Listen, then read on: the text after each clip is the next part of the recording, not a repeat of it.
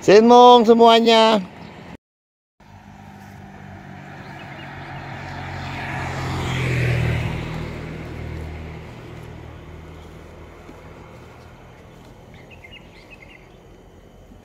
Sinmong.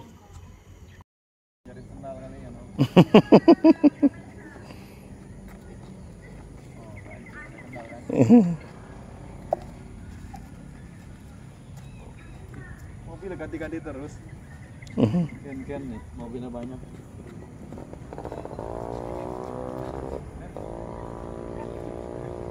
Ikutnya? Enggak. Bingung.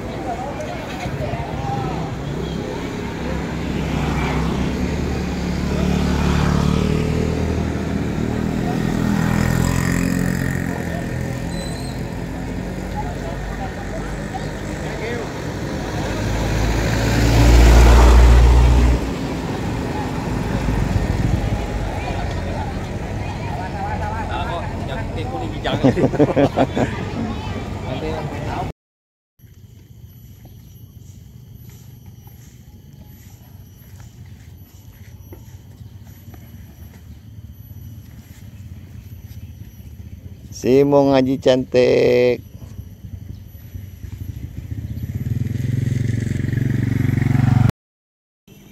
Adi anu aneh.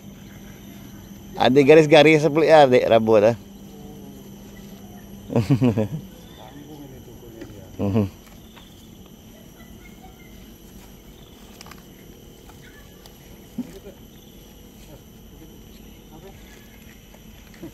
Ada garis timung Dian.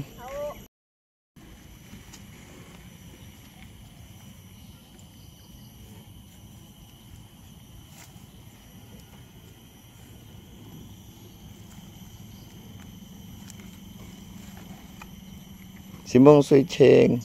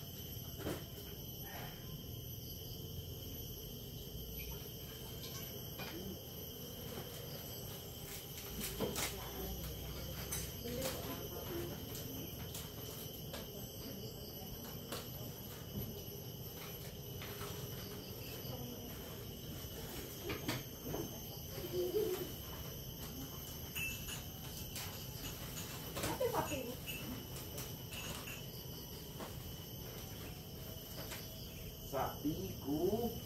Sapi go. Upin-ipin. Sapi go.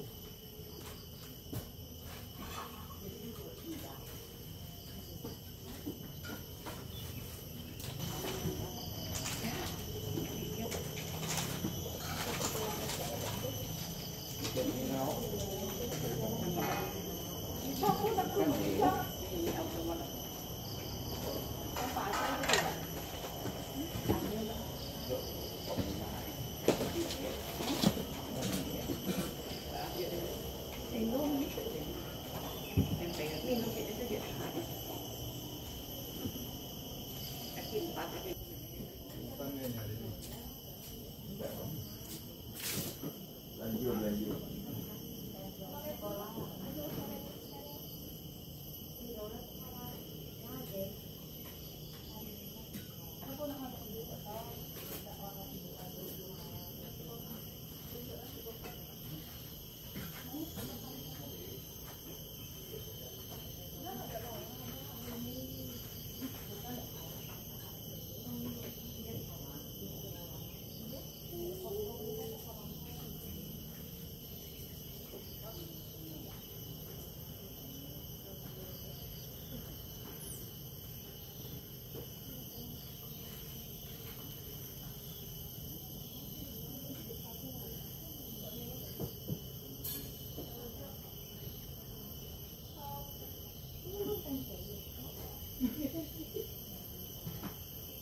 Baby go.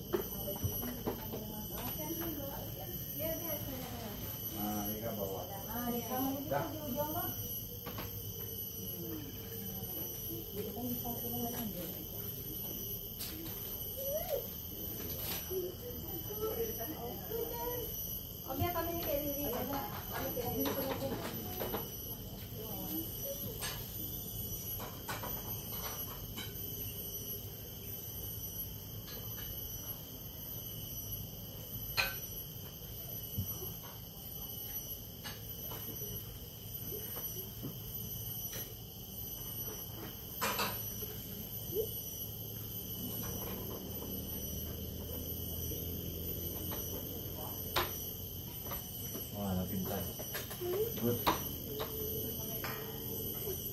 Tinggal sehari lah minta nambah ilmu.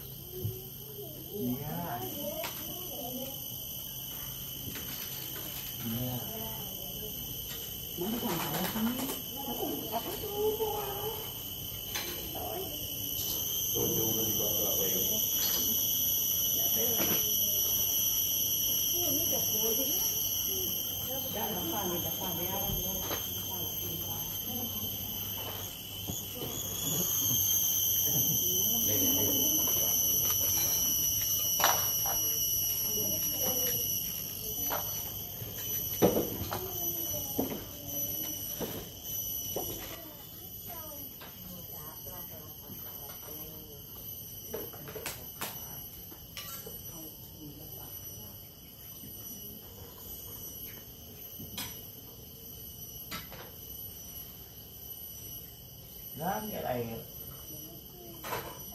Aku jatuh.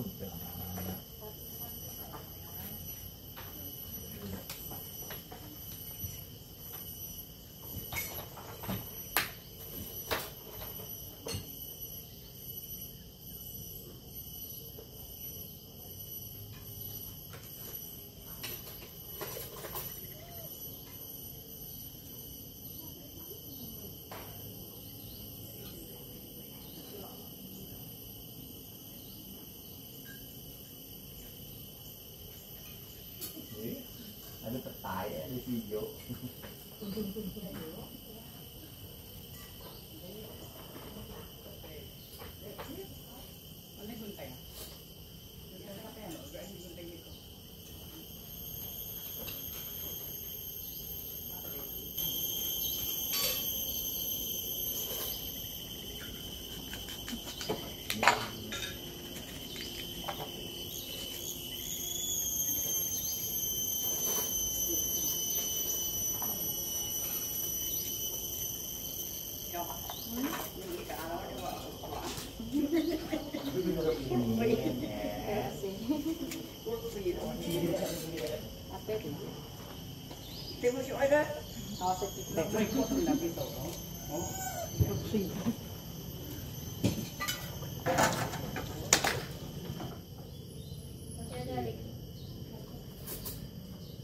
Itu masih yang sama? Enggak. Enggak itu berarti beda apa? Itu motornya beda. Oh ya beda. Ya jadi orang lain berarti. Tentang apa nih?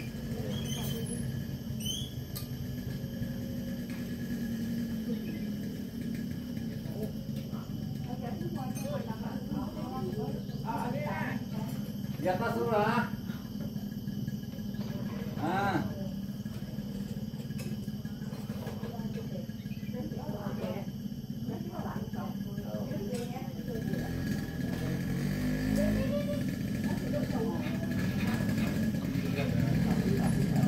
Ya.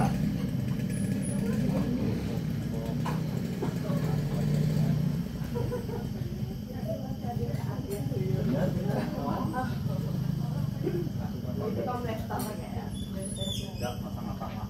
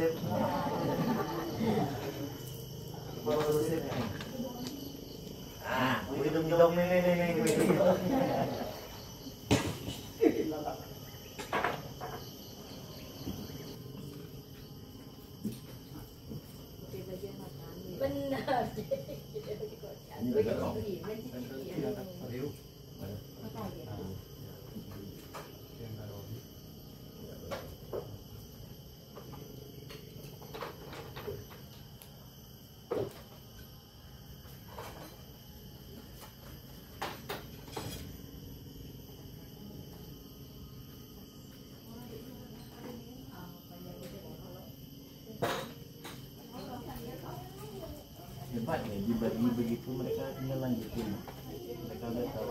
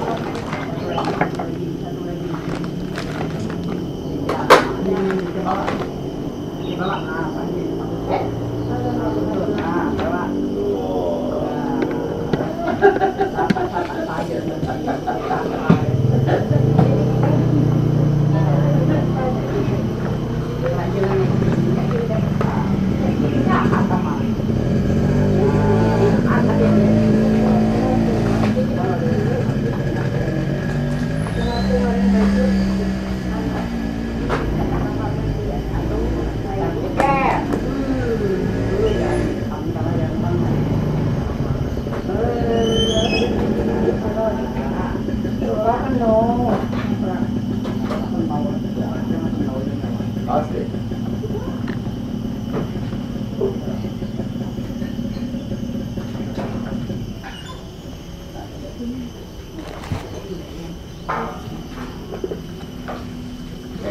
Ini lah nih Bapak.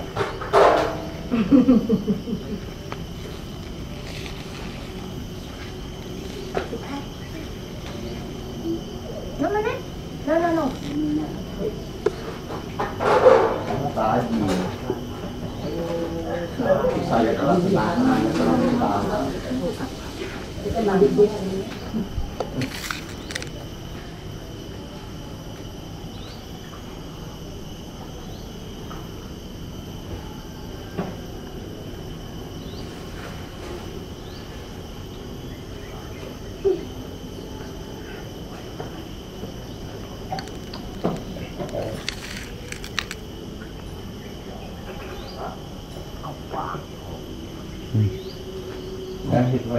Oh.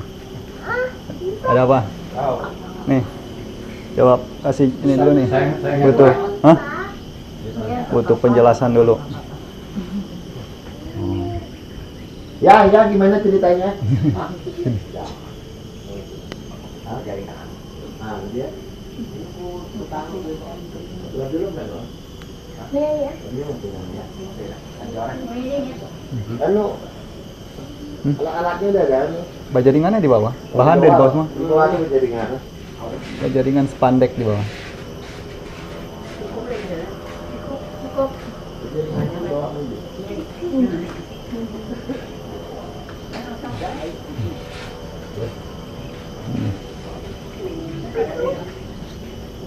Kemarin siapa ini yang pergi ke pesta?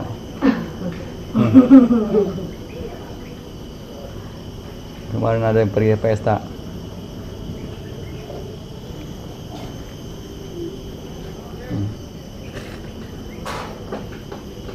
Kemarin datang pemberkatan pertama kali lah.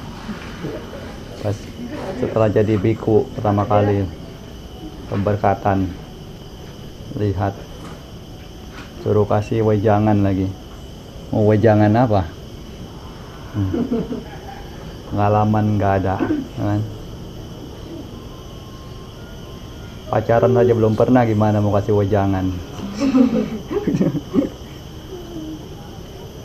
Ya umum-umum sajalah, sesuai dengan formalitas. Nah, kalau panjang lebar juga makin ketahuan kan, omong kosong. Boh apa? Seperti burung dia mau jelasin nih, jelasin kasih ikan di bawah laut ini ada dalamnya segini, banyak makhluk-makhluk spesies yang seperti ini, ya kan? Sementara burung belum pernah masuk ke dalam laut itu, tapi mau jelasin. Kadang jadi dunia seperti itulah. Kadang malah yang tidak tahu itu lebih banyak bicaranya. Kan? Seperti banyak, ya di umumnya di dunia ini seperti itu. Yang tahu malah lebih banyak dia diam. Kalau lihat seperti apa, pundit, tahu pundit itu pengamat, nah pengamat sepak bola juga sama. Kalau ngomong ya harus seperti ini, latih seperti ini, pemain seperti ini. Nah, tapi belum pernah kan dirinya melatih tim gimana. Kalau suruh melatih tim juga mungkin tidak kalah hancurnya juga. Nah, memang komen itu sebagai komentator lebih gampang. Tapi kalau praktek di lapangan yang mana harus bangun dulu dari awal, nah itu akan tahu sendiri betapa sulitnya bangun fondasi sampai nanti bisa jadi satu tim yang kompak. Nah itu bukan hal yang mudah, karena bukan hanya dibangun dari komentar-komentar, tapi dibangun dari aksi-aksi, tindakan-tindakan nyata. Jadi kalau lihat namanya Anusasana. Anusasana itu berbeda dengan Owada. Kalau dalam bahasa Buddhis itu kan ada Anusasana, ada Owada. Walaupun sama-sama itu keduanya adalah ajaran, sama-sama untuk mengajarkan. Seperti di zaman Sang Buddha juga demikian. Beliau kadang memberikan Owada, kadang memberikan Anusasana. Jadi di mana bedanya? Kalau Anusasana itu lebih kepada hal tersebut belum terjadi. Jadi belum terjadi, diberitahukan dulu, ini jangan seperti ini, jangan seperti ini. Nah ini Anusasana. Jadi ajaran yang biasanya diajarkan di awal. Kalau para biku biasanya begitu tabis jadi biku, itu langsung diajarkan Anusasana. Ada 4 hal yang wajib seorang samana itu lakukan. Dan ada 4 hal yang sama sekali seorang pabajita, seorang biku itu tidak boleh lakukan. Nah itu di awal, itu wajib. Ini namanya Anusasana pertama kali. Tapi kalau Owada, ini pada saat-saat tertentu. Bahkan pada saat itu sudah terjadi pelanggaran dan bagaimanapun, nah itu diberikan ajaran, bimbingan, nah itu baru namanya Owada. Makanya kalau lihat Anusasana, ini bedanya antara Anusasana dengan Owada. Anusasana itu kalau yang hal tersebut yang akan disampaikan itu belum terjadi, tapi diberitahukan dulu di awal. Kira-kira ini seperti ini, seperti ini. Kalau Owada, nah itu diberikan bimbingan secara berkala. Ada saat-saat tertentu. Nah, tapi kalau Anusasana dalam biku itu tidak boleh diajarkan kalau belum jadi biku. Kalau belum masih umat awam, masih latihan, misalnya jadi naga itu latihan. Nah, untuk tabis diajarkan Anusasana itu pelanggaran. Biku yang mengajarkan itu melanggar winayanya. Nah, Sang Buddha tidak izinkan untuk ajarkan itu. Nah, makanya mungkin kalau dalam perkawinan ya Anusasananya ya tidak tahu Anusasana itu seperti apa. Nah, kan tidak ada secara jelas. Nah, karena memang ya itu harus buat konsep sendiri yang punya lembaga. Tapi kalau dalam kebikuan ya jelas. Nah, namun juga ada beberapa hal yang mungkin di dalam Buddha Sasana kita ya bisa dipakai. Seperti misalnya di mana pentingnya memiliki kawanan. Kawanan, karena kita hidup itu di dunia tidak bisa hidup sendirian. Harus ada kawan-kawan yang dukung. Jadi jangankan pada kehidupan ini saja, kehidupan lalu pun orang atau makhluk yang bijaksana, ia akan mencari kawanan. Jadi Sang Buddha pernah memuji salah satu upasaka yang mana pandai sekali dalam mencari kawan, sehingga dalam hidupnya itu banyak ditolong. Jadi di sini Sang Buddha pun menceritakan bahwa bukan hanya dari zaman itu ia pandai mencari kawan sehingga dapat membebaskannya dari berbagai macam kesulitan. Jadi diceritakanlah pada kehidupan itu ia memiliki istri yang mana ini lahir sebagai seekor burung. Burung jantan punya pasangan burung betina. Kini sudah waktunya mungkin mereka mau mulai musim kawin, mau bertelur. Tapi burung betina kini tanya kepada burung jantan, kalau kita akan mulai buat sarang di sini, tentunya kita butuh kawanan. Kita tidak bisa sendirian, harus ada kawan-kawan yang bisa bantu kita. Jadi mereka sepakatlah untuk jalin hubungan kekawanan dengan makhluk-makhluk yang ada sekitar situ. Mulai dari pertama cari dulu ada burung, semacam burung elang botak gitu. Jadi ketemu dengan burung elang botak, buat persetujuan untuk jadi kawan. Bila nanti ada kesulitan, tolong dibantu. Dan bila nanti burung elang juga itu, elang botak itu punya kesulitan juga, akan dibantu juga. Jadi saling bertukar, namanya tukar janji. Kalau ada siapa kesulitan, maka pihak lainnya akan saling bantu. Nah, lalu kemudian cari lagi di sana, di bawah air ada kura-kura. Ya, jalin juga, bilang ke kura-kura untuk jadi kawan. Lalu bisa saling bantu nantinya. Kura-kura pun juga dengan senang hati menerima ajakan tersebut. Lalu pergi lagi bertemu dengan seekor singa. Minta singa juga jadi kawannya. Akhirnya setelah dapat 3 kawan, jadi mereka keseluruhan berempat. Cukuplah untuk jadi kawanan.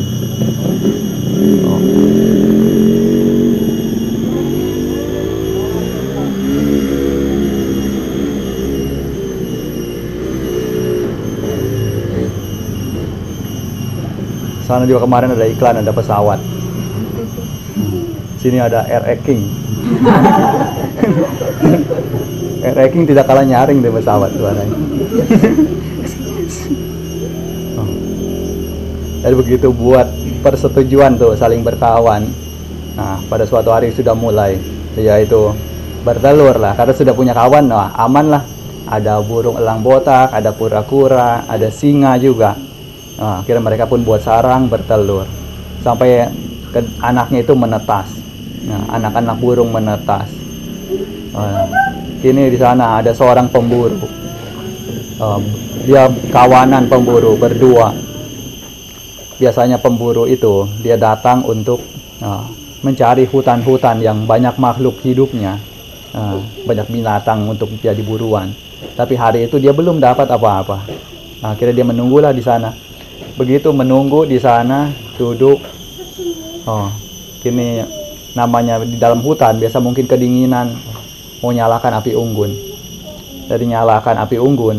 Nah, dari api unggun ini menimbulkan asap, yang mana asapnya itu sampai ke sarang burung yang ada di atas pohon tersebut. Inilah sarang dari burung ini, sehingga membuat burung-burung yang ada di atasnya itu, anak-anak burung menjadi berkicau-kicau, berisik karena terganggu dengan asap. Nah, akhirnya pun mereka lihat, wah, di atas kita ini ada banyak burung berarti. Ya sudah, hari ini makan burung saja, burung panggang. Nah, kemudian dia pun semakin tambahkan lagi asapnya, lalu siap-siap mau memanjat pohonnya. Nah, kini induk burung beserta burung pejantannya yang sebelumnya cari makan, lihat ke kondisi di sarangnya itu, anak-anaknya sudah berisik. Nah, lihat demikian, tambah lagi lihat ada pemburu 2 di bawah. Nah, dia pun mulai, bagaimana ini? Kita harus cari cara untuk mengatasi ini. Nah, lalu minta pertolongan lah sama elang botak. Lalu temui elang botak, minta tolong. Elang botak pun ya dengan senang hati akan menolongnya. Masuk ke dalam air untuk ambil air, lalu semburkan air itu ke api unggun tersebut untuk memadamkan apinya, sehingga asap-asap tersebut tidak terlalu mengganggu.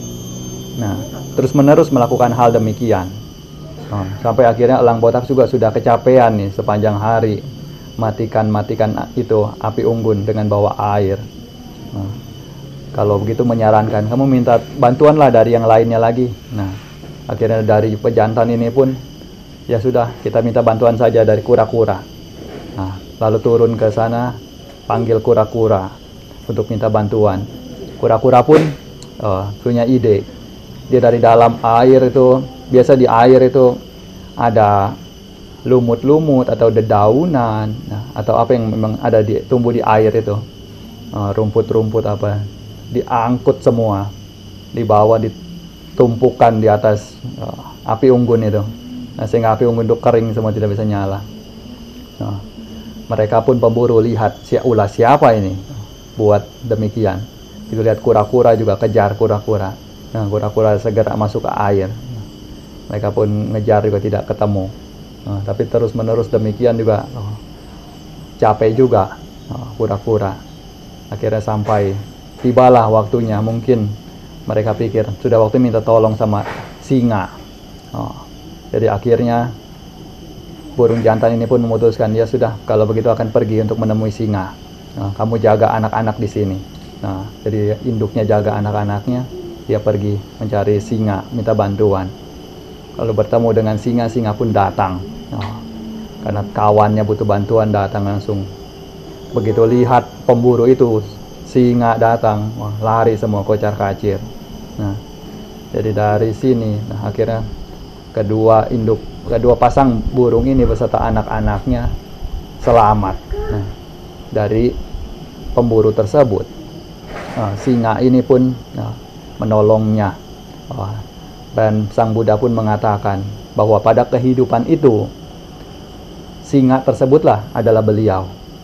Itu di kehidupan itu. Jadi di sini beliau katakan bahwa memiliki kawan itu adalah apabila kawan sejati, maka akan membantu mengeluarkan daripada kesulitan. Jadi beliau katakan bahwa bukan karena kekuatan dari seekor singa yang mengusir kedua pemburu itu, tetapi karena tali ikatan perkawanan yang sudah dibuat itulah yang membuat singa itu dapat mengusir pemburu tersebut. Karena kalau misalnya bukan kawan juga mau ngapain, ya kan? Ya sudah disate aja itu burung, gitu kan? Nggak peduli. Tapi karena sudah jadi kawan, singa itu pun membantu kawannya. Nah ini juga demikian dalam hidup kita. Kalau yang pandai, kalau yang pintar, nah itu pasti bisa untuk cari kawanan-kawanan untuk membantu di kala-kala sulit. Makanya kadang Ngelung Po juga katakan kalau menceritakan cerita ini, istri yang baik itu seperti itu, lihat, mengingatkan suaminya untuk cari kawan dulu sebelum nanti banyak tanggung jawab, banyak kewajiban yang harus dipenuhi. Karena kalau dengan adanya kawan tuh bisa saling bantu. Nama Jataka, kisah Jataka namanya, Maha Ukusa Jataka. Jadi bukan hanya sekedar dongeng. Mungkin kalau pikir ya seperti dongeng juga, kenapa binatang-binatang bisa saling bicara, bisa saling kerjasama seperti itu. Ya tapi itu ada di kitab suci, bagaimana jelasinnya juga tidak tahu. Sang Buddha sendiri ceritakan, bahkan beliau sendiri yang katakan di kehidupan itu beliau singa itu. Nah jadi ya mau percaya tidak percaya ya seperti itulah adanya. Jadi kita dari kisah-kisah Jataka ya ambil saja pelajarannya. Sementara mau meyakini atau tidak, nah yaitu tergantung dari bagaimana kita punya pandangan.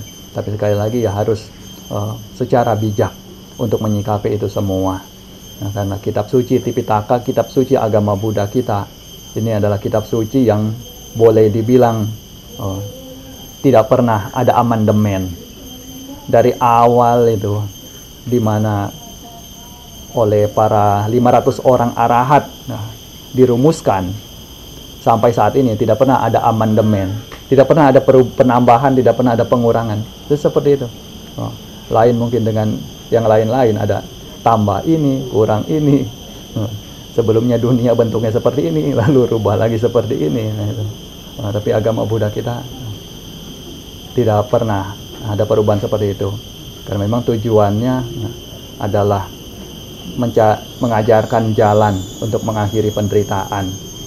Jadi dari semua ini kita harus pahami, kita harus pelajari. Kalau ada waktu tertentu, ada waktu kosong, juga buka-buka agar tahu seperti apa sih isinya dari kitab suci agama Buddha kita itu. Bukan hanya sekadar berpegang pada agama Buddha, ajaran Buddha, tapi kitab sucinya seperti apa tidak tahu, ajaran seperti apa tidak tahu. Hanya ingat kalau mau kawin, hanya ingat kalau mau mati. Ya kalau seperti itu sudah terlambat. Ajaran Buddha itu kan kita pakai buat hidup, buat jalani hidup, bukan untuk mati. Kalau mau mati ya itu moga bagaimanapun ya lewat selesai gitu kan. Tapi kebanyakan ya baru ingat itulah ketika menderita, nah itu baru teringat. Jadi makanya inilah dititipkan jadi seperti anusasana namanya ini. Apa yang belum terjadi, nah jadi diajarkan dulu, nah sehingga tahu. Nah, begitu tahu juga jangan sampai salah jalan. Nah, selanjutnya siap-siap nah pelimpahan jasa anumodana.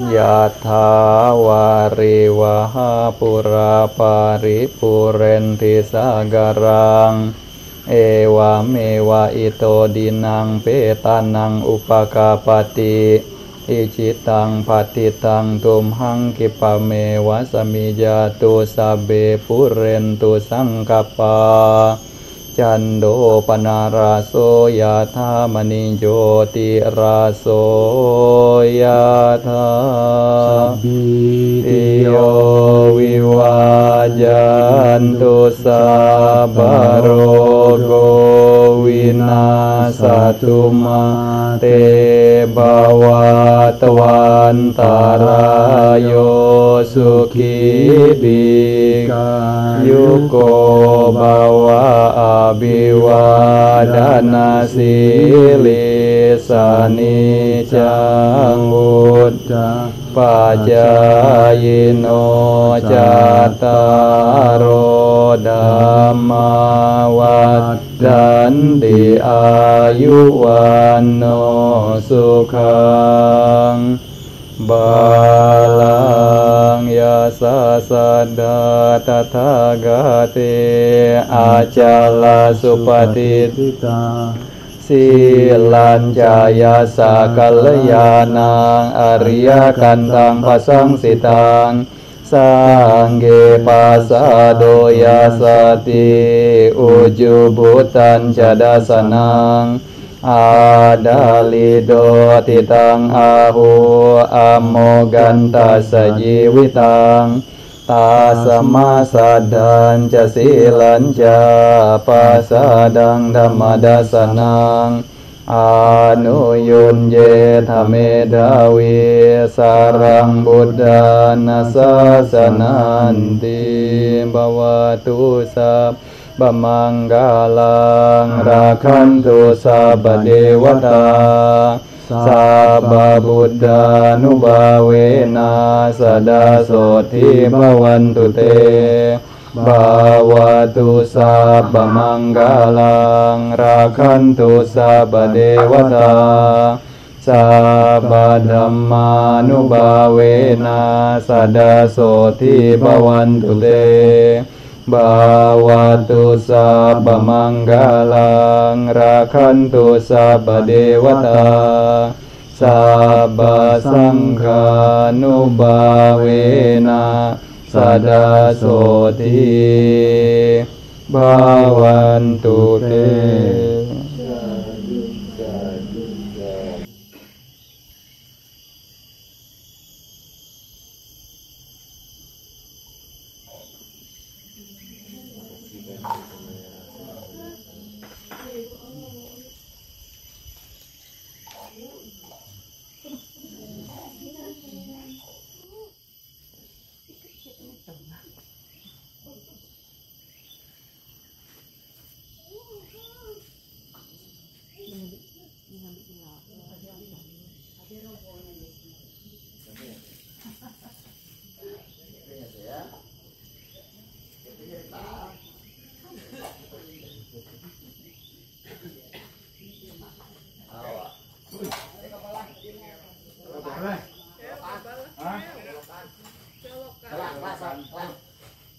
Ini